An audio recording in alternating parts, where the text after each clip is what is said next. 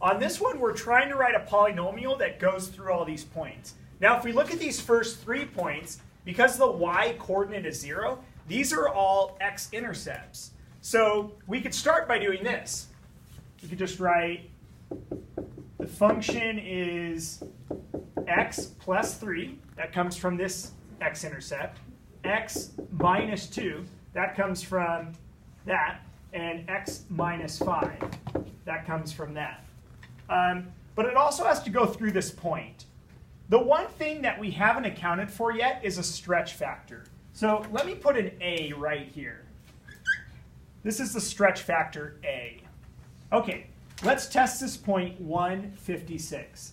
So does 56 equal, so I put the 56 in for the y. Does 56 equal, I'm going to write my a again, and plug a 1 in for all the x's. Substitute a 1 in. 1 plus 3 is 4.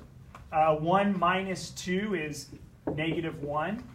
1 minus 5 is negative 4.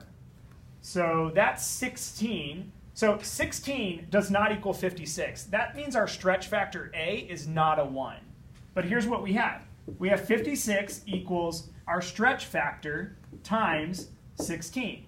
So a needs to be whatever we multiply 16 by to get a 56. So if I just divide both sides by 16, a has to be 56 over 16, which I think this reduces to 28 over 8, which reduces to 14 over 4, which reduces to 7 over 2. OK, so a is 7 over 2.